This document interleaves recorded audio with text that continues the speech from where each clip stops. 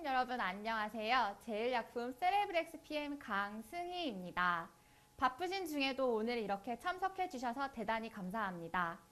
금일 대한정형외과 의사회 이 심포지엄은 보람의 병원 정형외과 이재협 교수님께서 척추 질환에 대한 약물 치료 및 비수술적 치료에 대해 강의해 주시겠습니다. 질문이 있으시면 하단에 위치한 Q&A란에 작성해 주시면 강의가 끝난 후 교수님께서 직접 답변해 주시겠습니다. 그럼 금일 심포지움 연자를 맡아주실 이재협 교수님을 소개해 드리겠습니다. 이재협 교수님께서는 서울대학교 의과대학을 졸업하시고 도홍대학원에서 박사학위를 취득하셨습니다. 현재는 서울대학교 보람의 병원 정형외과 과장 및 관절척추센터장으로 재직 중이십니다. 교수님께서는 다양한 학회 활동들을 하고 계시며 대표적으로는 대한척추외과학회 총무이사, 대한정형외과의사회 학술이사, 대한배구협회 의무분과위원회 부위원장으로 계십니다. 그럼 이제 이재협 교수님을 모시고 강의 진행하도록 하겠습니다. 교수님 강의 부탁드립니다. 오늘 이런 자리에서 여러 선생님들하고 척추질환에 대해서 이렇게 말씀드릴 기회를 가지게 된 데 대해서 매우 기쁘게 생각합니다. 반갑습니다. 제가 오늘 말씀드릴 내용은 척추질환에 대한 약물치료 및 비수술적인 치료라는 제목을 가지고 말씀을 드릴 텐데요. 우선은 이제 척추질환에서 통증을 유발하는 여러 가지 패소지네시스를 좀 살펴보고, 그 다음에 이제 메디컬 트리트먼트를 전반적으로 한번 살펴보도록 하겠습니다. 마지막으로는 그 비수술적 치료 중에서 우리가 외래에서 흔히 할 수 있는 블록 트리트먼트, 인젝션 테라피에 대해서 살펴보는 식으로 강의를 진행하도록 하겠습니다. 우리가 이제 흔히 마주치는 그 척추 질환 중에서는 럼바 스프레인이나 스트레인 같이 환자분이 이제 뭐 어떤 이제 그 외상이라든지 이런 것이 생길 수도 있지만은 디스크나 스테노시스, 리스테시스 같이 질환으로서 찾아오는 경우가 대부분이죠. 그리고 이제 파이브로마이알지아와 같이 여러 가지 통증이 생기는 경우도 있고, 그다음에 수술 후에도 증상이 남아서 많이 고생을 하는 경우도 있는데, 이와 같이 이제 척추 질환을 유발을 하는 여러 가지 조직은 이 근육도 있고, 디스크도 있고, 파셋 조인트, 너브스 티슈 등 굉장히 이제 다양하게 구성이 되기 때문에 이 질환을 치료하는데 이제 쉽지가 않습니다. 또 통증을 유발하는 원인도 여러 가지라서 한 군데만 치료를 한다고 해서 되지가 않는 그런 문제점이 있습니다. 잘 아시다시피 디스크라는 것이 워낙에 이제 인체에서는 하중을 완화하는 완충 역할을 하게 됩니다. 그러니까 이게 나이가 들다 보면은 이 어릴 때 이렇게 보이는 이 프레시안 디스크가 디하이드레이션이 되게 되고, 그다음에 점점 이렇게 찢어지면서 나중에는 이제 프루트루전 익스트루전이 되고, 나중에 이제 뼈끼리 이렇게 마주치게 되죠. 그런 와중에서 디스크의 높이가 낮아지게 되면은 이 뒤쪽에 있는 후관절에도 여러 가지 시어링 포스가 작용을 하면서 후관절에 염증이 발생을 합니다. 그래서 디스크의 퇴행성 변화가 유발이 되면은 이 디스크 자체의 변성뿐만이 아니고 거기서 나오는 여러 가지 사이토카인, 그러니까 뭐 프로스타글란딘이라든지 여러 가지 톡식한 케미칼 에이전트가 나옴으로써 이런 것들이 또 통증을 유발을 하게 됩니다. 근데 이제 우리가 디스크에 과연 너브스 티슈가 있느냐? 이 속에는 너브 티슈가 없습니다. 그렇지만 이 아우터 애뉴루스에는 그 주변에서 이렇게 너브에서 이제 기시하는 사이노버테브랄 너브 같은 이 페인에 센시티브한 그런 너브 엔딩이 있게 되고, 또 퇴행성 변화 때문에 이 애뉴루스가 찢어지게 되면 이러한 너브 티슈가 이 디스크 쪽으로 이렇게 자라 들어가니까 결국은 이 페인에 여러 가지를 갖다가 다 이제 전달을 하는 그런 문제점이 생기게 되겠죠. 그래서 디스크에 의한 통증은 이 직접적인 압박에 의한 미케니컬한 문제도 생기지만은 뉴로트랜스미터에 의한 케미컬 이리테이션도 중요한 역할을 한다 하는 것을 한번 리뷰를 해보았습니다. 전술했듯이 이 디스크의 하이트가 낮아지면은 결국은 이 후관절에도 부담이 생기게 됩니다. 근데 이제 후관절은 시노비알 조인트로 되어 있긴 하지만 여기에는 여러 가지 너브 엔딩이 같이 이제 동반이 되고, 여기 파셋 조인트에 이리테이션이 생기면은 이런 너브스 티슈에 의해서 심한 통증을 호소를 하게 되죠. 그래서 보시는 바와 같이 양쪽에 이제 후관절염이 있는 환자의 그 CT 사진인데 이 관절면이 굉장히 이레귤러한 걸로 봐서 아스레틱 체인지가 있는 것을 알 수가 있습니다. 이런 경우는 파셋 조인트의 모션은 감소를 하지만 그러나 이제 이게 스테빌라이즈가 되기 전까지는 모션이 마일드하게 있으면서 항상 통증을 유발을 하게 됩니다. 그래서 이제 이 너브스 엔딩이 이 파셋 조인트에 분포하는 것을 이제 그려주고 있는 건데 가장 대표적인 너브가 바로 메디알 브랜치이죠. 메디알 브랜치는 뒤에 이제 블록 부분에서도 말씀을 드리겠지만 이 파셋 조인트에 이렇게 지배를 하면서 이 통증을 전달하는 그런 역할을 합니다. 근데 이게 파셋 조인트 자체에 미키니컬한 프로블럼도 문제가 되지만 이와 같이 TNF-알파나 인터류킨 6 같은 케미컬 미디에이트에 의한 자극도 역시 너브스 엔딩에 작용을 하면서 페인을 유발을 하게 됩니다. 그래서 우리가 이제 퇴행성 질환으로 가장 흔한 것이 바로 스파이널 스테노시스인데요. 이와 같이 리가멘텀 플라붐의 하이퍼트로피, 파셋 조인트의 하이퍼트로피, 그리고 디스크의 프루트루전, 또 디스크 하이트가 낮아지게 되면 이 포라멘으로 나가는 루트가 직접 눌리게 되니까 이런 것들이 결국 너브스 티슈를 압박을 하게 되고 그럼 결국은 너브스 티슈가 직접 눌리게 되는 미케니컬 컴프레션, 그다음에 아까 말씀드린 여러 가지 케미컬 에이전트에 의해서 이리테이션을 받는 그런 이제 병적인 상태가 됩니다.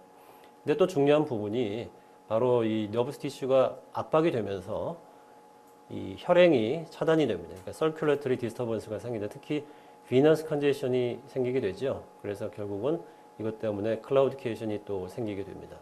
그 다음에 오랫동안 이렇게 심하게 눌리게 되면은 이 속에 있는 루틀릿이 인저리를 받게 되고 심한 경우는 이제 끊어지게 됩니다. 그래서 EMG를 해보면은 이 파셜 엑선토메시스가 이 스테노시스가 심한 환자한테 동반되는 경우가 상당히 있고 그런 경우에 있어서는 상당히 그 증상이 지속되면서 잘 회복이 되지 않는 경우가 많습니다. 심한 통증이 나중에 약물 치료나 시술이나 수술로서 좋아질 수는 있지만 뭐 화끈거리고 저리고 감각 저하라든지 이런 것은 루틀리스 소실이 지속되면서 잘 호전되지 않는 경우가 많습니다.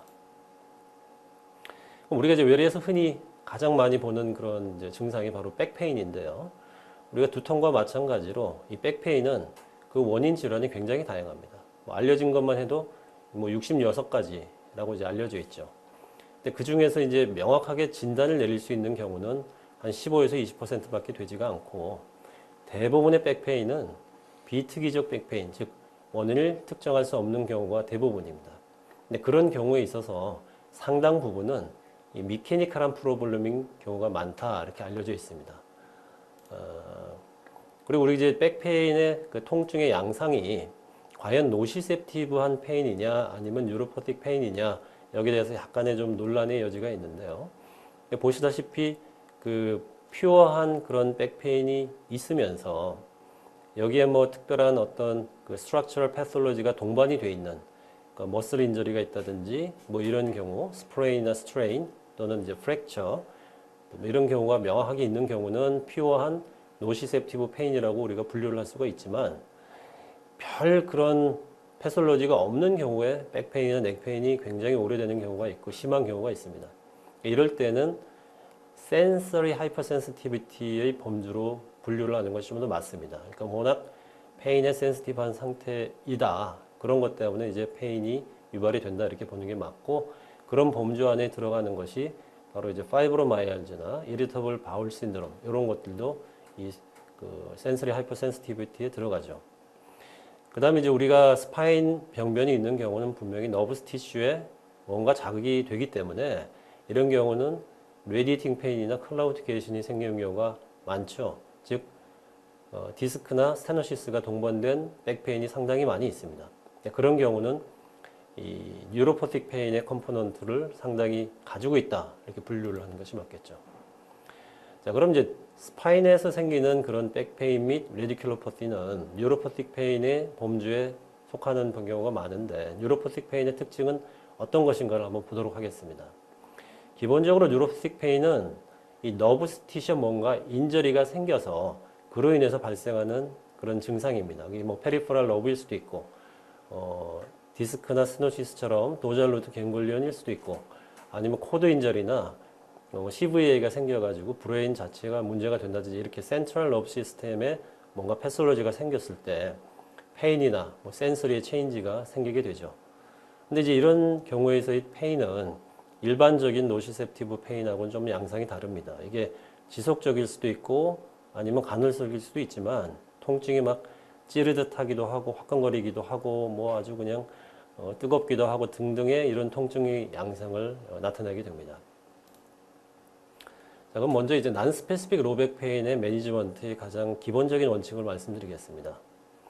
이 비특이적인 요통은 저절로 좋아지는 경우가 많이 있습니다. 그런 경우에 있어서 우리가 일단 그 운동을 열심히 시키고 재활치료를 열심히 시키고 일상생활에 빨리 복귀를 하도록 하는 것을 가장 큰 전제를 가지고 이제 치료에 임해야 되겠습니다. 그래서 우리가 그 통증이 생기고 나서 그 기간에 따라서 보통 아큐트 백페인 아니면 이제 서브 아큐트 백페인 그다음에 크로닉 백페인 이런 식으로 이제 분류를 하는데 이게 딱히 어떤 시간적인 그런 그 제한이 있는 건 아니고 뭐 빨리 생겼다든지 이제 오래 간다든지 이런 걸 가지고 이제 보통을 얘기를 하죠.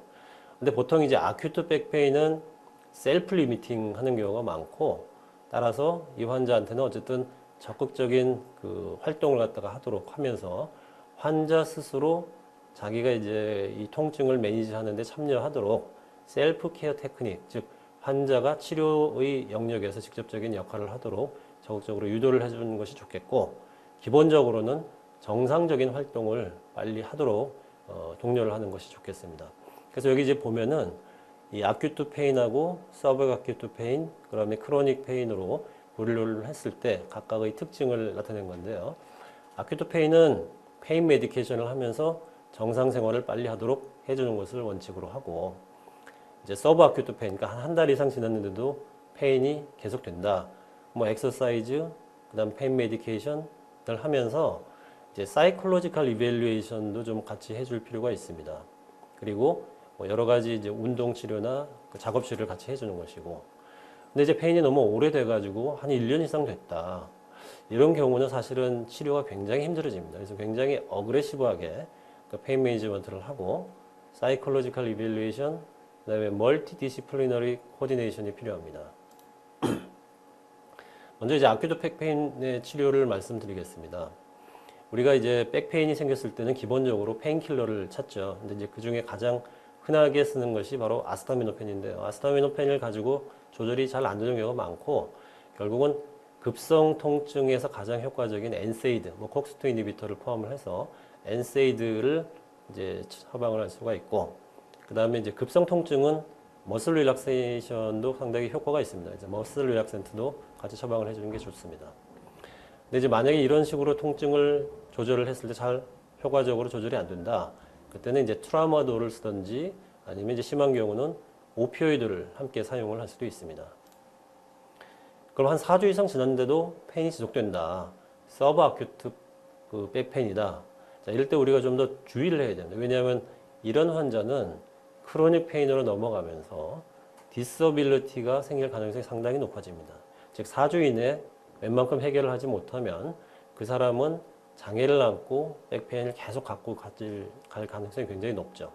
그래서 결국 훨씬 더 적극적으로 치료를 해야 되는데 이때 이제 사용할 수 있는 약품이 아까 말씀드렸듯이 이제 아스타미노펜, 엔세이드 그러면서 이제 안티디프레선트, 머슬 릴락선트, 오피오이드 이런 약제를 좀 더 광범위하게 사용을 할 수가 있겠고 그다음에 이제 모든 약제의 기본적인 원칙은 이 멀티 모델리티 트리트먼트입니다. 즉 엔세이드만 단독으로 쓰는 것이 아니고 트라우마돌이나 오피오이드도 같이 쓰면서 안티디프레선도 같이 쓰고 이렇게 해서 여러 경로로 통증을 여러 경로에서 차단해 주는 것이 훨씬 효과적이다. 자, 그런데 이제 우리가 파셋 블록이나 에피듀랄 블록 같은 경우도 이 백페인에 어느 정도 효과를 줄 수는 있는데 이게 이제 서브젝티브하게는 환자가 좀 좋아지는 경우도 있고 그렇지만은 우리가 이제 어떤 메디컬 에비던스로서 그 에피커시를 갖다가 명확하게 보이지는 않았습니다. 그러니까 이제 심텀을 보고 적당히 해볼 수 있는 정도로 말씀을 드릴 수가 있겠습니다. 그러면 뭐가 더 중요한가? 가장 중요한 것은 바로 엑서사이즈입니다. 사실 우리가 이제 환자분들한테 운동하라고 굉장히 많이 독려를 하죠. 근데 이제 운동을 권유를 하지만 어떤 운동을 어떤 식으로 하는 것이 얼마만큼 좋다. 이런 데까지 이렇게 구체적으로 나와 있는 에비던스는 없습니다.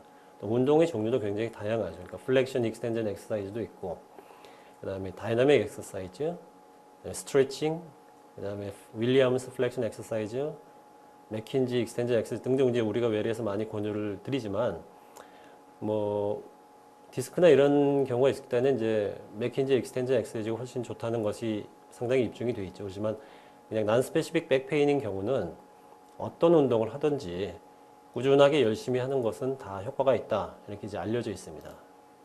그래서 이제 뭐 스트레칭 엑서사이즈를 하면은 이 ROM 엑서사이즈, ROM이 이제 증가하게 되고 스트렝스닝 엑서사이즈나 인듀어링 엑서사이즈도 백페인에 상당히 효과가 있는 것으로 알려져 있기 때문에 뭐 어느 것이 좋습니까?는 상당히 어떻게 보면 의문일 수가 있습니다.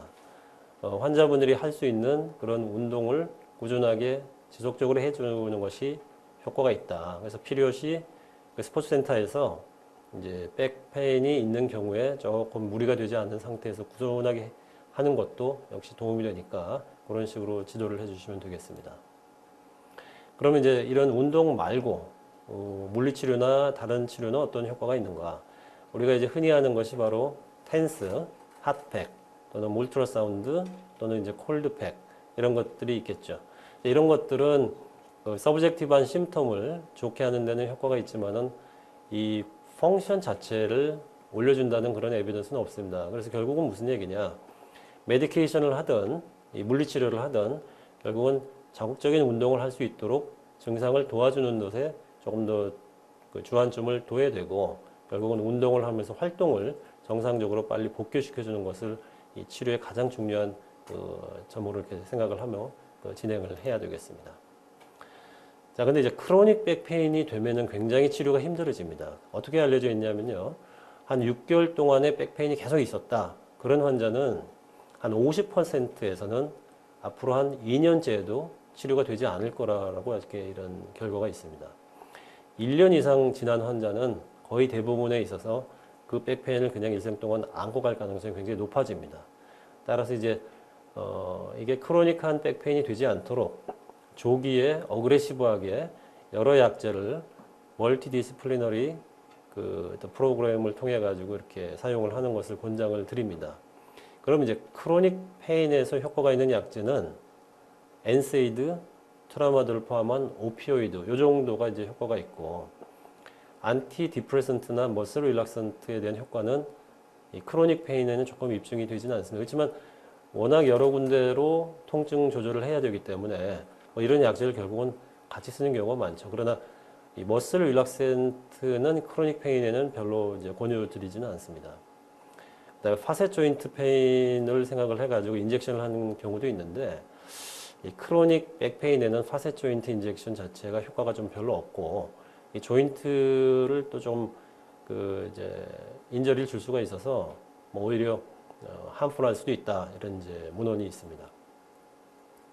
자, 그럼 이제 뉴로퍼틱 페인에 대해서 말씀을 드리겠습니다. 뉴로퍼틱 페인은 아까 말씀드렸듯이 너브스 티슈의 인저리에 의해서 여러 가지 그 뭐 화끈거리고 저리고 막 시리고 뭐 이런 통증을 유발을 하는데 이런 뉴로퍼틱 페인은 결국 너브스 티슈의 인저리를 동반을 하기 때문에 이게 크로닉 페인으로 갈 가능성이 상당히 높습니다. 그래서 초기 단계부터 어그레시브하게 치료하는 것을 원칙으로 하고 있고 이제 그러려면 여러 약제를 사용을 하지만 용량을 충분히 올려야 됩니다.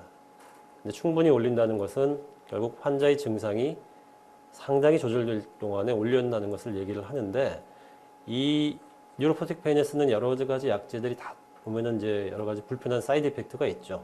뭐 입이 마르고 어지럽고 졸리고 메스껍고 뭐 붓고 뭐 이제 비주얼 이제 프로블럼도 생기고 그렇기 때문에 용량을 처음부터 세게 쓸 수는 없고 타이트레이션을 하면서 도주를 잘 적정을 해야 나간다는 것이 중요하고요. 그 다음에 약간 좋아졌다고 해서 그냥 끊어버리면 증상 호전이 없죠. 그래서 지속적으로 이제 사용을 해야 됩니다. 그리고 이제 뉴로퍼틱 페인은 더군다나 컨비네이션 트리트먼트를 해주는 것을 원칙으로 하고 있습니다. 우리가 뉴로퍼틱 페인에 대해서 그 치료의 가이드라인을 살펴보면은 대부분의 단체에서는 이 트리사이클릭 안티디프레선트하고 칼슘 채널 알파2 델타 라이겐드 여기에 대한 약제를 퍼스트 라인 메디케이션으로 하고 있습니다. 근데 이제 TCA 계통의 약물은 가격이 저렴한 대신에 부작용이 굉장히 많기 때문에 사실은 조금 더 주의를 해야 되고, 사실 그래서 이제 가장 먼저 쓸 수 있는 것은 바로 이런 이제 칼슘 채널 알파2 델타 서브 유닛 블로커인 가바펜틴이나 프레가발린 같은 약제가 퍼스트 라인으로 이제 많이 추천이 되죠. 그 다음에 이제 SSNRI나 토피칼 리도케인, 오피오이드 트라마돌 같은 약제도 퍼스트 또는 세컨드 라인 메디케이션으로 사용이 됩니다. 각각을 한번 살펴보도록 하겠습니다. 우리가 저리고 시리고 이런 경우에 있어서 가장 값싸게 쓸 수 있는 약이 바로 TCA죠. 대표적인 게 아미트립틸린, 노르트립틸린 뭐 이런 약제가 있습니다. 근데 여기 이제 어드버스 이벤트가 드라우지니스, 컨퓨전, 하이포텐전, 드라이 마우스, 컨스티페이션, 유리너리 리텐션, 어리드미아 등등이 있는데, 특히 글라우코마가 있다든지 또는 카디오베스큘러 디지즈가 있을 때 컨트라인디케이션으로 되어 있습니다. 그래서 사실 이런 약제가 저렴하고 보험이 쉽고 그래서 이제 우리가 많이 쓸 수가 있는데, 특히 고령의 환자, 여러 가지 다른 약제를 쓰고 있는 환자한테서 만약에 이 약제를 쓰고 컴플리케이션이 생기면 참 이제 처방하는 의사가 곤란해지니까 그걸 잘 고려해서 처방을 해야 되겠습니다. 그럼 이런 TCA 중에서는 과연 어떤 약제가 그나마 조금 사이드 이펙트가 적은가 보면은 이 아미트립틸린이 좀 사이드 이펙트가 많고 노르트립틸린이 좀 적은 것으로 되어 있습니다. 그래서 저는 개인적으로 환자한테 이제 1차적으로는 가바펜틴이나 프레가발린 같은 약제를 권유를 드리는데, 보험 기준이 안 될 경우는 결국은 이제 이 TCA를 쓸 수밖에 없죠. 그래서 이제 쓴다면은 노르트립틸린 10mg을 저녁에만 이제 복용을 좀 시켜보고, 부작용이나 이런 것이 없으면서 통증이 좋아지면 그대로 가고, 만약에 부작용이 없는 통증이 조금 미진하다 그러면 아침 저녁 BID 용법 정도로 씁니다. 근데 이제 이런 약제를 쓸 때 이제 동반 질환과 다른 약제를 혼용하는 것에 있어서는 부작용의 위험이 있기 때문에 주의를 해야 된다. 그런 걸 강조를 해드리고 싶습니다. 그다음에 이제 안티컨벌선트로 이제 되어 있는 가바펜틴이나 프레가발린 같은 약제는 아까 말씀드렸듯이 칼슘 채널 알파2 델타 서브 유닛을 블로킹을 하면서 이제 페인을 갖다가 조절하는 그런 약제 가장 이제 광범위하게 많이 사용되고 있죠. 그래서 가바펜틴, 프레가발린 같은 약제를 현재 많이 쓰고는 있는데, 이 약제들 역시 여러 가지 부작용이 있습니다. 이제 드라우지니스, 리지니스, 이디마, 비주얼 블러링 이런 이제 부작용이 있기 때문에 용량을 하여튼 저용량부터 서서히 올려 나가야 되고, 그다음에 리날 페일리어가 있는 경우는 역시 도주를 조절을 해야 된다 하는 점을 말씀드리겠습니다. 도주에 대해서는 뒤에 조금 더 말씀을 드리겠습니다. 현재는 이제 가바펜틴도 100mg짜리가 있고, 프레가발린 같은 약제도 25mg짜리를 우리가 쓸 수가 있기 때문에 이 저용량부터 쓰는 부분은 그렇게 이제 어렵지가 않습니다. 그래서 과거에 이제 300mg가 그 가바펜틴의 가장 적은 용량이었는데, 이 300mg를 하루 한 번만 드셔도 불편해하시는 분들이 계시기 때문에 저는 항상 이제 가바펜틴 같은 경우는 100mg를 기본으로 씁니다. 근데 아주 민감한 분들은 100mg, 특히 이제 몸무게가 적게 나가고 비싼 약제 부작용이 있다 그러면 100mg를 저녁에 한 번만 드신 다음에 며칠 정도 보고 200mg, 300mg 이렇게 이제 도주를 올려나가는 식으로 하고, 별로 그렇지 않으면 이제 100mg BID 정도는 크게 부작용을 호소하는 경우가 많지가 않기 때문에 그냥 100mg BID로 처방을 해보고 TID 써보고 300mg BID, TID 그러면서 이제 400mg, 600mg 이런 식으로 이제 올려나가는 식으로 하고 있습니다. 근데 이제 가바펜틴의 유효 용량이라는 것이 있는데, 통증에는 적어도 이제 그 뭐 100mg, 200mg 가지고는 좀 효과가 없고요. 그래도 이제 뭐 300 TID 이상, 이제 심한 경우는 이제 600 TID 뭐 이 정도는 좀 써줘야지 뉴로포틱 페인에 효과가 있다 이렇게 볼 수가 있겠습니다. 그 다음에 가바펜틴이나 프레가발린 같은 약제는 리버에서 이제 대사가 되지는 않습니다. 이제 신장으로 100% 배출이 되니까 그 리버에 작용하는 다른 약제하고의 어떤 복합 그 작용은 크게 걱정하지는 않아도 된다 이렇게 보겠습니다. 근데 이제 신장 기능이 떨어져 있으면 어떻게 해야 되느냐? 여기 이제 보다시피 크레아티닌 클리어런스가 상당히 좀 제한이 있는 경우는 약 용량을 확 줄여야 되겠죠. 그래서 특히 헤모다이알리시스를 한다든지 신기능이 떨어지는 환자는 그걸 보고 용량을 적게 사용을 해야 된다는 것을 유념을 해야 되겠습니다. 프레가발린 같은 경우는 가바펜틴보다는 리셉터에 바인딩하는 에피커시가 훨씬 높습니다. 한 6배 정도 높다고 되어 있기 때문에 더 적은 용량으로도 효과를 볼 수 있는 그런 약제죠. 그래서 이제 스타팅 도즈도 25ml부터 이제 쓸 수도 있고요. BID로 보통 쓰니까 50ml씩 이렇게 쓸 수도 있고, 어쨌든 이제 용량을 환자가 통증에 웬만큼 이제 좋아질 정도까지 이제 올려 나가는데, 문제는 이제 프레가발린이 이 바이닝 어피니티가 크다 보니까 가바펜틴보다 제가 보기에는 이 이디마하고 비주얼 블러링 같은 사이드 이펙트는 조금 더 있지 않나 그런 생각이 들고, 따라서 이제 그런 경우에 있어서는 약제 용량을 조절하다든지 조금 변경을 한다든지 그렇게 하는 것이 필요하겠습니다. 그래서 대체로 이제 가바펜틴이나 프레가발린 같은 경우에 약제 어지럽고 뭐 이런 그런 사이드 이펙트는 오래 가지는 않습니다. 졸리고 이런 거에. 그래서 어느 정도 한 몇 주 정도 쓰다 보면 좋아지긴 하는데, 이디마라든지 뭐 이런 거는 사실은 쉽게 해결되는 문제가 아니라서 약을 쓰고 붓는 경우에 있어서는 약을 계속 써가지고 이게 해결되는 문제는 아니다. 라는 것을 좀 생각을 하고 필요하면 이제 용량이나 약제 변경을 해야 되겠습니다. 그 다음에 이제 환자한테 어쨌든 통증 조절된 만큼 충분히 약제를 올려서 썼는데 통증이 조절이 됐다. 자, 그럼 어떻게 할 것인가? 바로 끊거나 이런 것은 좋지가 않고요.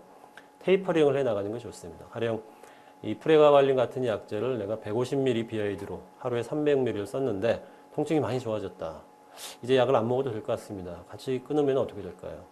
그러면은 다른 여러 가지 불편한 것이 생깁니다. 그래서 이럴 때는 이제 하프 도즈로 75ml BID 정도로 유지를 해보고 75ml QD 정도로 좀 유지를 해보면서 이제 끊어 나가는 것이 훨씬 안전하다. 그런 것을 말씀을 드리겠습니다. 그 다음 이제 아까 말씀드렸듯이 이제 스테노시스의 패소피지올로지 중에서 비너스 컨제션이 또 중요한 부분을 차지하고 있습니다.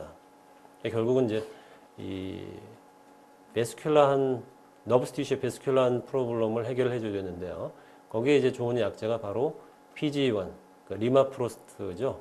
이런 약제가 기본적인 메커니즘이 베소 다일레이션을 시키고 플레이틀렛 어그로베이션을 억제하고 뉴트로필 액티베이션을 억제하는 그런 이제 효과가 있는데, 이거를 이제 스테노시스 환자한테 이제 사용을 하게 되면은 이 너브 티슈로 가는 순환을, 혈행을 조금 이렇게 호전을 시킴으로써 또 이렇게 클라우디케이션을 호전시키는 그런 이제 역할을 합니다. 그래서 통증에도 효과가 있지만은 이 신경인성 파행 이걸 갖다가 좀 호전시키는 역할을 하기 때문에 저는 기본적으로는 이게 사이드가 이렇게 많지가 않고 그래서 약제를 이제 스테노시스가 있으면 거의 루틴으로 이제 사용하다시피 합니다. 그런데 이게 바소다일레이션을 시키기 때문에 우리가 이제 심장 질환으로서 이제 아스피린을 쓴다든지 아니면 클로피도그렐 같은 이제 약제를 갖다 쓴다든지 그러면은 이 약제를 같이 쓸 때는 블리딩이 쉽게 이제 발생을 할 수가 있죠. 그래서 피부에서 쉽게 이렇게 피가 터진다든지 이런 게 있기 때문에 그거를 보고 그런 약제가 있을 때는 조금 이제 주의를 기울여야 되겠습니다. 그 다음 이제 오피오이드입니다. 우리가 외래에서도 흔히 쓸 수 있는 것이 옥시콘틴 종류의 이제 오피오이드 흔히 쓸 수가 있고, 그 다음에 패치 제조로 보면 펜타닐 같은 제제를 쓸 수가 있습니다. 워낙 심한 통증일 때는 결국 다른 약제로 조절이 안 될 경우에 이제 오피오이드를 쓸 수가 있겠죠. 근데 이제 문제가 오피오이드는 노지아 보미팅, 세데이션, 디즈니스, 유리널 리텐션, 컨스티페이션 이게 이런 이제 컴플리케이션이 굉장히 흔하죠. 거의 그냥 루틴으로 생긴다고 보셔야 되겠고, 마찬가지로 도즈 타이트레이션을 잘 해나가지고 이런 부작용이 이제 일어나지 않도록 조절을 해나가고 일어나더라도 좀 쉽게 극복하도록 환자분한테 이제 용량의 여유를 좀 주는 것이 필요합니다. 그리고 이 변비라든지 이런 경우는 락사티브 에이전트를 같이 쓰면서 좀 조절을 해줄 필요가 있고, 노지아, 보미팅, 세데이션, 디즈니스 같은 경우는 시간이 지나면 조금씩 좋아지는 경우가 많지만 변비는 이거 약을 계속 쓴다고 해가지고 적응이 돼서 좋아지지는 않습니다. 그러니까 그걸 잘 보고 매니지를 해야 되겠습니다. 그럼 이제 오피오이드는 어떤 원칙으로 써야 되느냐? 아까도 말씀드렸듯이 부작용이 많기 때문에 이니셜 도즈를 적은 용량으로 숏액팅을 쓰는 것이 좋습니다. 환자가 오피오이드에 나이브한 환자인데 펜타닐 패치를 갖다가 그냥 고용량으로 딱 붙이면 그거 응급실로 올 수가 있습니다. 그래서 오랄로 숏액팅, 그러니까 뭐 12시간, 6시간 속효성 오피오이드를 좀 써보고 뭐 별로 큰 부작용이 없다 그러면 용량도 좀 올리고 지속시간이 좀 긴 약제로 쓰는 것이 좋겠고, 그 다음에 정해놓은 용량대로 쓰는 것이 좋습니다. 왜냐하면은 이제 내가 통증이 있을 때 그냥 더 먹는 것은 추가적인 약제로 해결을 해야 될 부분이고, 기본적인 통증은 fixed dose regimen, 즉 하루에 2번 먹는다 그러면 10ml BID를 그냥 쭉 쓰고, 더 아프다 그러면 다른 용량을 쓰는 것이 좋겠습니다. 타이트레이션 아까 말씀드렸듯이 적은 용량부터 서서히 올려나가고, 나중에 끊어 나갈 때도 갑자기 확 끊는 것이 아니고 조금씩 줄여 나가는 것이 필요하겠습니다. 기타 뭐 트라마돌 제제는 우리가 트라마돌, 아스타메토펜 복합 제제가 있기 때문에 굉장히 외래에서 많이 쓰죠. 그러나 역시 여러 가지 그 어드버스 이벤트가 있고, 역시 도즈 타이트레이션을 해야 되겠고, 리도케인 패치 같은 경우도 이게 이제 특히 포스테로페딕 뉴랄지아일 때는 상당히 효과가 있습니다. 또 특히 뭐 이렇게 모랄지아 파라스테틱과 같이 이 증상이 있는 경우도 이 리도케인 패치가 상당히 효과가 있기 때문에 국소적인 문제에 있어서 뉴로퍼틱 페인이 있을 때는 사용해 볼 수가 있습니다. 그 다음에 현재 또 SSNRI인 듀록세틴, 이것도 우리 관절염하고 이런 데 이제 적응증이 받아가지고 이제 많이 쓸 수가 있겠죠. 이런 약제도 쓸 수가 있겠습니다. 자, 그럼 이제 두 번째 파트로 넘어가도록 하겠습니다. 자, 이제 약제로 일단 환자를 매인지를 해보고, 이제 필요하면은 인젝션을 해볼 수가 있죠. 그러니까 환자분들이 조금 더 빠른 효과를 원한다. 그럼 이제 우리가 시암이나 뭐 이런 걸 보면서 이제 인젝션을 할 수가 있는데, 굉장히 종류가 많기 때문에 오늘은 이 카우달 블록하고, 그 다음에 세이크랄 에피두랄 블록, 럼바 에피두랄 블록, 파셋 메디알 브랜치 블록, SI 조인트 블록, 여기에 대해서 조금 테크니컬한 부분만 좀 말씀을 드리겠습니다. 워낙 뭐 인디케이션은 넓게 우리가 쓸 수 있는 그런 장점이 있습니다. 에피두랄 블록은 이 레디틱 페인이 생기는 메커니즘을 생각할 때는 미케니컬 컴프레션도 있지만 케미컬 이리테이션, 인플라메이션이 또 중요한 작용을 하죠. 그래서 이제 스테로이드를 쓰게 되면은 이러한 인플라메이션을 빨리 제거를 할 수가 있는 그런 장점이 있고, 또 와시아웃 시킬 수 있는 장점이 있고, 또 우리가 보통 블록 할 때는 국소 마취제를 같이 쓰는데, 이게 이제 소디움 채널을 굉장히 안정화시킵니다. 그게 이제 페인에 센시티브한 거를 굉장히 안정화시키기 때문에 인젝션을 하고 나서 오랫동안 통증이 좋아지는 경우는 이게 이제 스테빌라이제이션 효과가 있다, 보통 이렇게 얘기를 하죠. 이런 등등의 효과로 우리가 이제 통증을 조절한다고 보시면 되겠고요. 근데 문제는 이게 인젝션을 너브 스티치 근처에서 하기 때문에 이 주변에 있는 에피듀랄 베인이 인저리를 받아가지고 블리딩이 될 수가 있겠죠. 그래서 심한 경우는 에피듀랄 헤마토마가 생기고, 그것 때문에 이제 뉴럴로지가 오거나 수술을 해야 되는 경우가 있습니다. 그래서 이런 점을 좀 주의를 해야 되겠고, 간혹 이제 응급실에서 주사를 맞은 후에 인펙션이 돼서 오는 경우가 있습니다. 근데 저도 이제 블록을 꽤 많이 하는데, 제가 직접 한 환자 중에서는 인펙션으로 다시 온 환자는 아직 못 봤습니다. 근데 왜 그러냐? 너무 많이 하시다 보면은 이 소독 과정에서 조금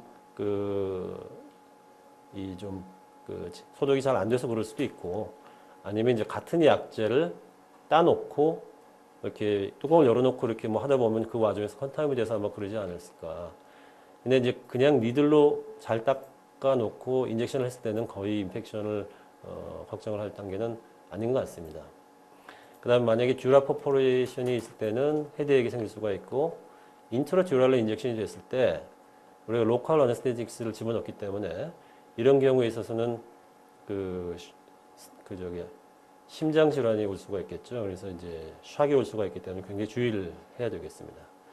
그다음 특히 뭐 DM이 있다든지 이럴 경우는 이 스테로이드를 썼을 때 이 혈당이 이게 지속적으로 오를 수가 있고요. 아드레날 서프레션이 생길 수도 있기 때문에 이런 경우를 좀 잘 얘기를 해서 감별을 해야 되겠습니다. 테크닉적으로는 이제 가장 흔히 쓰는 것이 22게이지 니들로 사용을 하죠. 그리고 보통은 5ml 시린지가 권장이 됩니다. 우리가 10ml 시린지를 가지고 쓸 경우는 인젝션을 하는 와중에서 그 압축력을 좀 더 많이 줘야 되기 때문에 핸들링이 좀 쉽지가 않습니다. 그 다음에 이제 스테로이드 과거에 사용했던 이 트리암시놀론은 이 식약처에서 어쨌든 못 쓰게 해서 결국 현재는 이제 덱사메사존이 손쉽게 이제 쓸 수 있는 그런 스테로이드니까 제가 보기에는 사실 트리암시놀론을 쓰는 것 자체가 우리나라에서는 별로 문제가 되지는 않습니다. 그렇지만 식약처에서 어쨌든 못 쓰도록 했기 때문에 트리암시놀론을 스파이널 인젝션은 조금 안 하시는 게 좋겠고 만약에 그리고 나서 문제가 된다면은 법적으로는 무조건 큰 책임을 져야 됩니다. 그다음 두 번째 중요한 것이 국소 마취제인데요. 이제 보통 리도케인을 많이 쓰시죠. 많이 쓰시는데 과거에 메피바케인을 또 많이 쓰셨는데 그거는 좋지가 않습니다. 그래서 만약에 내가 조금 지속 시간이 긴 국소 마취제를 쓰겠다 그러면은 로피바케인을 권장을 드립니다. 왜냐하면 이제 이게 이제 하트 톡시시티가 상대적으로 적은 것으로 되어 있습니다. 니들은 보통 이제 이렇게 22게이지 니들은 베벨이 있습니다. 베벨의 방향을 보고 우리가 이제 에이밍 하고 있는 위치로 베벨을 밑으로 둘지, 위로 둘지, 옆으로 둘지를 잘 보고 찔러 나가는 것이 필요하고요. 이건 테크니컬한 부분인데 베벨의 위치에 따라서 똑같은 방향으로 찌더라도 밑으로 휠 수도 있고 위로 휠 수도 있으니까 그거를 좀 고려를 해야 되겠습니다. 보시다시피 베벨이 이렇게 위로 열린 상태에서는 요 니들을 이렇게 이제 찌르게 되면은 베벨의 위치에 따라서 이렇게 위로 휘려는 그런 힘이 작용을 합니다. 그래서 만약에 자꾸 위로 휜다 그러면은 베벨을 돌려가지고 좀 반대 방향으로 하면은 그 휘는 것이 줄어들 수가 있으니까 참고를 하시면 되겠습니다. 먼저 이제 카우달 블럭부터 말씀을 드리겠습니다. 카우달 블럭은 이 세이클라 하이아투스를 통해 가지고 인젝션을 하는 거고 이게 외래에서 쉽게 할 수 있는 그런 장점이 있죠. 이게 이제 소노를 보고도 이렇게 하기가 쉽고 그래서 이제 세이클라 하이아투스를 이렇게 니들을 집어넣는데 보시면은 요 듀랄 색이 S2, 3, 그 경계까지 내려오기 때문에 이 니들 팁이 너무 위로 올라가게 되면은 인트라시칼로 인젝션을 할 수 있는 위험성이 있습니다. 그래서 S3 정도까지는 몰라도 그 이상은 좀 안 올라가시는 것이 안전하겠다는 것을 말씀을 드립니다. 그래서 이 세이클라 히아투스를 통해서 니들을 삽입을 한 다음에 진행을 하고 S 한 3 정도 이상은 올라가지 않고 인젝션을 하면 되겠고 보통 다이를 쏴 보면은 옆으로 쭉 퍼지는 것을 우리가 알 수가 있겠죠. 그래서 다이를 이렇게 쐈을 때 이 주변 루트로 가는 경로를 따라서 이렇게 이제 다이가 잘 퍼지고 그 다음에 이 세이크랄 커넬 안에 다이가 쭉 퍼지면서 럼바 쪽으로 이렇게 올라간다 그러면 아 이게 약이 나중에 인젝션 되면은 이쪽으로 쭉 가겠구나 하는 것을 우리가 알 수가 있습니다. 근데 만약에 이제 다이를 쐈는데 그런 모습이 보이지가 않는다. 또는 이게 막 그냥 옆으로 그냥 가고 있다 그러면은 이 효과적인 카우달 블록이 되지 않았다는 것으로 알 수가 있으니까 위치를 좀 바꿔야 되겠습니다. 그 다음 또 이제 효과적인 것이 이제 세이크라 에피듀랄 블록인데요. 이 세이크랄 포라멘으로 직접 이 니들을 갖다가 이렇게 거치를 시켜서 하게 되면 S1 루트나 S2 루트를 통해서 5S1 디스크까지 잘 도달을 할 수가 있습니다. 근데 이제 이 세이크랄 포라멘을 잘 보려면 이 럼보 세이크랄이 이렇게 이제 로도시스가 되어 있기 때문에 힙을 좀 플렉션을 시키고 럼보 세이크랄 로도시스를 감소시키고 시암을 거기에 직각으로 이렇게 내렸을 때 이런 구멍이 잘 보이니까 위치를 잘 잡고 주사를 해야 되겠습니다. 그래서 여기 보면은 세이크럴 포라멘으로 니들을 넣고 인젝션을 했더니 S1 루트로 잘 이렇게 표시가 되는 걸 볼 수가 있죠. 근데 만약에 이런 그림이 나왔다. 굉장히 주변으로 막 퍼지고 있는데 여기 보면 이제 혈관처럼 보이지 않습니까?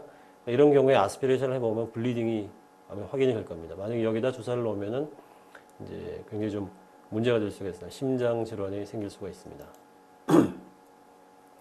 그다음 가장 흔히 하는 것이 바로 럼바 에피듀랄 블록이죠. 럼바 루트를 들어가는 트랜스포라멘으로 니들을 넣고 에피듀랄 스페이스로 이제 약을 집어넣는 럼바 에피듀랄 블록이 가장 이제 흔히 하는 시술이고 하는 방법은 AP에서는 이 페디클 밑으로 니들이 위치를 하고 라테랄에서는 이 포라멘에 위치를 하는데 루트가 나오는 위치를 보면은 대체로 이 페디클 밑쪽으로 이들을 위치하는 것이 가장 효과적이라고 알려져 있습니다. 그러나 이 위치가 어려우면은 뭐 좀 밑으로 할 수도 있고 어쨌든 루트 주변으로 놓으면서 에피듀랄로 들어가도록 하면 되겠죠. 그래서 루트가 보이고 에피듀랄로 약이 퍼지는 것을 보고 잘 됐구나 이렇게 이제 알 수가 있습니다. 근데 이제 라테랄에서 봤을 때 이 루트 나가는 것은 그렇다 치지만 에피듀랄로는 주로 벤트랄 쪽으로 이렇게 약이 퍼지는 것이 훨씬 더 효과적입니다. 그래서 이 뒤쪽, 이 도잘 쪽으로 약이 퍼지는 것보다는 벤트랄 쪽으로 약이 퍼지도록 주사를 놓는 것을 좀 중점으로 생각을 해야 되겠습니다. 이 경우도 루트가 보이고 에피듀랄로 약이 들어간 것이 보이고 벤트랄로 이렇게 다이가 잘 퍼져 있는 것을 알 수가 있으니까 이거는 이제 잘 됐다 이렇게 볼 수가 있겠죠. 근데 만약에 이런 영상이 나왔다 그럼 이건 베스를 타고 약이 들어간 거고요. 그 다음에 이런 영상이 나왔다 그러면 인트라티칼로 들어간 겁니다. 이렇게 되면은 이제 여기 스테로이드 지고 나거나 그러면 문제가 될 수가 있으니까 주의를 해야 되겠습니다. 그 다음에 서비칼 에피듀랄 블록인데 서비칼 에피듀랄 블록은 그 인터라미나로 주사를 넣을 수도 있고 그 다음에 트랜스포라미날로 주사를 넣을 수도 있습니다. 근데 서비칼 루트를 블록을 할 때는 럼바하고는 다른 게 주변에 바로 버테브럴 아테리가 있고 따라서 이제 버테브럴 아테리로 주사를 하게 되면 굉장히 위험할 수가 있습니다. 그래서 이 라테랄에서 보면은 이 포라멘의 위쪽으로 이렇게 이제 연결시켜줘서 주사를 하는 것이 안전하겠습니다. 그래서 이게 루트가 보이고 에피듀랄 스페이스로 이렇게 약이 들어간 것이 확인이 됩니다. 근데 이제 파셋 조인트 블록인데요. 파셋 조인트 보시다시피 이 각 영역에 따라 가지고 통증이 생기는 부분이 상당히 다양합니다. 그래서 이제 그 부분에 통증이 있고 파셋 조인트 페인이 의심이 된다. 그럼 이제 파셋 조인트 블록을 여러 분절에 이제 할 수가 있죠. 그래서 이제 서비칼에서의 위치는 AP 상에서 이 파셋 조인트의 센터, 라테랄에서는 이와 같이 이제 뭐 서비칼이 약간 이렇게 올릭하게 되어 있으니까 이들 팁이 이 파셋 조인트에 딱 위치하도록 해주시면은 그 주변으로 블록을 해주시면 되겠습니다. 그래서 AP에서는 파셋 조인트의 센터, 라테랄에서는 파셋 조인트로 이렇게 이제 약을 주시면 되겠습니다. 네, 럼바에서는 조금 이제 주사를 놓는 위치가 다른데 이 파셋 조인트가 이렇게 보면은 위에하고 밑으로 연결되는 그 사이, 요 지점이 가장 좋은 지점이고요. 근데 이제 점점 갈수록 이 파셋 조인트 자체 인젝션 하는 경우는 점점 줄어들고 있습니다. 그래서 요즘에는 보통 이제 메디알 브랜치 블록을 많이 하죠. 근데 메디알 브랜치 블록은 파셋 조인트를 직접 찌르지가 않기 때문에 조인트의 인저리를 줄일 수 있는 그런 장점이 있고 또 여러 마디를 한꺼번에 하면서 백페인을 이제 호전시킬 수 있는 장점이 있습니다. 그래서 우리가 지금 L4, 5를 생각을 한다면은 L4 파셋 조인 그 메디알 브랜치가 이와 같이 이쪽으로 이제 나오고 5는 이렇게 나오는데 4, 5에 결국은 이 블록을 하려면은 두 군데를 갖다가 인젝션을 해야지 결국은 4, 5 파셋을 블록할 수가 있다는 점을 생각하시고 뭐 내가 두 마디를 하겠다 하면은 세 군데를 찌르고 네 마디를 하겠다 하면 다섯 군데를 찔러야 되겠죠.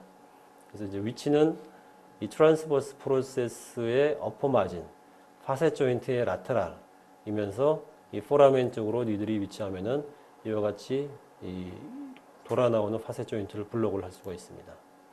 그래서 이제 L 스파인에서의 파셋 조인트 찌름점을 보시는 건데 트랜스버스의 어퍼 마진이면서 파셋 조인트의 라테랄 마진이면서 이 라미나의 버퍼나 약간 속으로 들어가게 이런 위치로 블록을 해주면 되겠습니다. 서비칼도 거의 비슷합니다. 라테랄 마진, 그 다음에 이제 포스테리얼 마진, 이걸 보고 요 위치로 인젝션을 하는 거기 때문에 상당히 안전한 그런 시술이라고 볼 수 있겠습니다. 이제 마지막으로 SI 조인트 블록인데요. SI 조인트라는 것이 사실은 굉장히 어려운 부분입니다. 이게 이제 과연 SI 조인트의 어떤 패솔로지 때문에 생겼는지를 감별하기가 어려운 거고 결국은 환자의 증상을 보고 거기에 인젝션을 해서 증상이 좋아진다. 그러면 이제 그 병변을 우리가 이제 생각을 할 수가 있겠죠. 임상적으로는 이제 이 갠슬렌 테스트를 해가지고 SI 조인트의 병변이 있는지를 판별을 합니다. 주사는 보시는 바와 같이 이제 세이크로 일리악 조인트 사이로 이렇게 주사를 놓고 그 주변으로는 여러 가지 리가멘트가 있기 때문에 사실 잘 뚫리지가 않은 경우가 있어서 각도를 잘 세워가지고 인젝션을 해야 되겠습니다. 그래서 이게 보면 이제 포스테리어 SI 조인트가 있고 엔테리어 SI 조인트가 있거든요. 그래서 거기가 이 정도 위치에서 이제 주사를 하게 되면 이게 다리가 이제 앞뒤로 잘 퍼지는 것을 볼 수가 있습니다. 여기 보면은 이제 쭉 해가지고 이제 다리가 퍼진 것을 이제 보여주고 있고요. 좋은 영상은 이와 같이 SI 조인트로 다리가 쭉 퍼지는 것을 보는 건데, 여기가 이제 아소레틱 체인지가 심한 경우는 다리가 잘 퍼지지가 않은 경우가 있겠죠. 그래서 뭐 체인지가 별로 없으면 이렇게 앞뒤로 엔테리어 포스테리어 SI 조인트로 그 다리가 퍼지는 것을 볼 수가 있습니다. 근데 좋지 않은 영상은 보시다시피 다리가 전혀 퍼지지 않거나 주변으로 이렇게 리키지가 된 경우는 효과적인 블록이라고 볼 수가 없겠죠. 정리를 하겠습니다. 척추 질환 중에서 이제 요통이나 이런 경우는 사실은 운동 치료하고 일상생활의 복귀가 가장 중요합니다. 어떻게 보면은 일상생활을 하는 것 자체가 치료의 중요한 부분이가 되고, 그러기 위해서는 이제 충분히 통증을 조절을 해야 되는데, 이제 엔세이드 또는 콕스투 이니비터, 머슬 릴락선트, 트라마도이드나 오피오이드 같은 약제가 백페인에 효과가 있고요. 그 뉴로포틱 페인 같은 경우는 이제 TCA나 안티컨벌선트, SNRI, 또 리마프로스트, 오피오이드, 트라마돌 이런 것들이 이제 효과가 있습니다. 그다음에 이제 우리가 흔히 하는 에피듀랄 블록이나 카우달 블록, 세크랄 블록 같은 경우는 백페인하고 레디큘로퍼티에도 효과가 있는 것으로 알려져 있고, 사이드가 생길 수가 있기 때문에 약제 아까 말씀드렸듯이 스테로이드는 덱사메사졸 쓰는 게 좋고, 그다음에 이제 로컬 어네스테틱스는 리도케인이나 로피바케인 정도를 추천을 드립니다. 네, 이상 강의를 마치도록 하겠습니다. 그러면 이제 Q&A를 받도록 하겠습니다. 그럼 이제 질의응답 시간을 갖도록 하겠습니다.